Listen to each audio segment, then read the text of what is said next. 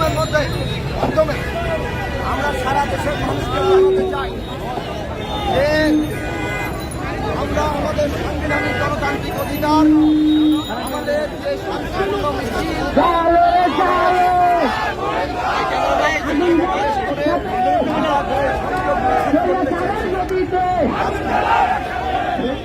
সরকারের পুলিশ বাহিনী অবৈধভাবে, অসাংবিধানিকভাবে, বেআইনিভাবে আমাদের মিছিলকে আমরা দেখেছি কিভাবে তারা হামলা করলো। আমরা দেখেছি সংগ্রামী বন্ধুগণ, আমরা শান্তিপূর্ণভাবে আমাদের যে গণসংযোগ পূর্ব সমাবেশ, সেই সমাবেশ সম্পন্ন করে আমাদের শান্তিপূর্ণ গণসংযোগ মিছিল করার উদ্যোগ নিয়েছি। এই সরকার যেভাবে নির্বাচন কমিশনকে দিয়ে অবৈধভাবে, অসাংবিধানিকভাবে এই সভা সমাবেশের উপর নিষেধাজ্ঞা দিয়েছে, সেই তথাকথিত নিষেধাজ্ঞা কার্যকর করতে এখানের পুলিশ বাহিনী আমাদের মিছিলের উপর ঝাঁপিয়ে পড়েছে।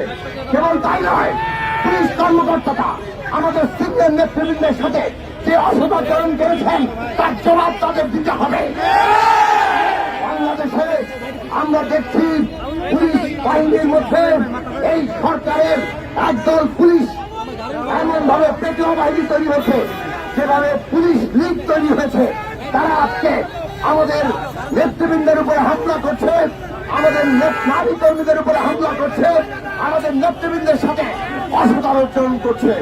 এই দিন নয়, আরো দিন থাকবে, বাংলাদেশ থাকবে। আমরা তীব্র নিন্দা জানাই। কোন দমন পীড়ন আমাদের আন্দোলন বন্ধ করতে পারবে না।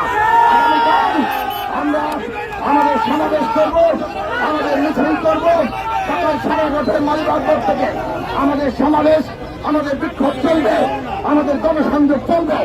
আমরা এই যে আজকে যে কর্মকর্তারা তারা আজকে আমাদের বাধা দিলেন, অসদাচরণ করলেন, তাদের অচিরের জবাবদিহিতার আওতায় আনতে হবে। না তাহলে তার বিচার একদিন এই দেশের মানুষ করবে। বন্ধুগণ,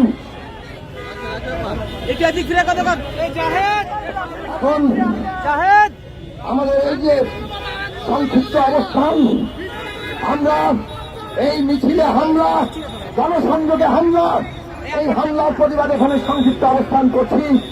এই অবস্থানে এখন বক্তব্য রাখবেন মঞ্চের অন্যতম নেতা বিপ্লবী সভাপতি সাধারণ সম্পাদক সাইফুল হক। বন্ধুগণ, আপনারা ইতিমধ্যে দেখেছেন, আপনারা দেখেছেন আমাদের গণতন্ত্র মঞ্চের একটা শান্তিপূর্ণ সমাবেশ। আমরা জনসংযোগকালে আমরা এখানে শান্তিপূর্ণ সমাবেশ করেছি। সংক্ষিপ্ত সমাবেশের পরে আপনারা দেখেছেন, যখন আমরা জনসংযোগের মিছিল শুরু করি, কোন উস্কানি ছাড়া অত্যন্ত পরিকল্পিতভাবে পুলিশ বাহিনী যেভাবে আমাদের উপরে ঝাঁপিয়ে পড়েছে, হামলা করেছে, আমরা অনেকে আহত হয়েছি, ইতিমধ্যেই পড়ে গেছেন আমাদের নারী নেত্রীরা, তারা যেভাবে হেনস্থার শিকার হয়েছেন, এই ঘটনা আমরা তীব্র নিন্দা জানাই, এটাকে আমরা প্রতিবাদ জানাই। পুলিশের দায়িত্ব হচ্ছে আজকে তারা নাগরিকদের, বিরোধী দলে যে কোনো শান্তিপূর্ণ সভা সমাবেশ মিছিলকে তারা সুরক্ষা দেবেন। তার পরিবর্তে পেশাগত দায়িত্বের বাইরে যায় আজকে সরকারি দলকে খুশি করতে যে একটা শান্তিপূর্ণ সমাবেশ, গণসংযোগের সাধারণ যে কর্মসূচি, যেটাকে হামলা আক্রমণের শিকার হয়েছে, এই ঘটনার নিন্দা জানাই, প্রতিবাদ জানাই। যারা এটার জন্য দায়ী তাদেরকে চিহ্নিত করে আমরা আশা করব তাদেরকে চিহ্নিত করবেন, তাদেরকে আইনের আওতায় আনবেন এবং তাদেরকে দায়িত্ব থেকে বরখাস্ত করবেন। এবং একই সাথে বলতে চাই, কোন হামলা আক্রমণ এভাবে করে এর আগেও কোন বিরোধী দলের সমাবেশকে যেমন দমন করা যায়নি, জনগণের যে ন্যায্য দাবি, জনগণের যে শান্তিপূর্ণ আন্দোলন, আমরা বিশ্বাস করি কোন দমন পীড়নের পথে জনগণের ভোটের যে অধিকার, অবাধ বিশ্বাসযোগ্য নির্বাচনের যে দাবি, কোনোভাবেই এই দাবি থেকে আজকে দেশবাসীকে, বিরোধী দলকে আজকে বিচ্যুত করা যাবে না। শান্তিপূর্ণ পথে আমাদের লড়াই চলবে, প্রতিবাদ চলবে, গণসংযোগ করবে এবং মানুষ এগুলোর ভেতর দিয়ে আগামী 7ই জানুয়ারির যে একতরফা নির্বাচন, মানুষ তাকে প্রত্যাখ্যান করবে, তাকে বর্জন করবে। আগামীকাল 11:30টায় মালিবাগ মোড়ে সেখানে গণতন্ত্র মঞ্চের সমাবেশ হবে, তারপরে শান্তিপূর্ণভাবে আমাদের গণমিছিল, গণসংযোগ শুরু হবে। সেই কর্মসূচিতে অংশ নেবার জন্য সবার প্রতি আমরা উদাত্ত আহ্বান জানাই। আজকে সভাপতি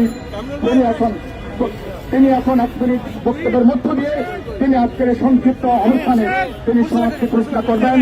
সভাপতি নাগরিক ঐক্যের সাধারণ সম্পাদক আজকের সভার সভাপতি জনাব শহীদুল্লাহ কাইসা। বন্ধুরা, পাকিস্তানের এই ধরনের আচরণ মানুষের পুলিশ আজকের এই আচরণের জন্য আমরা নিন্দা জানাই পুলিশ বাহিনীকে।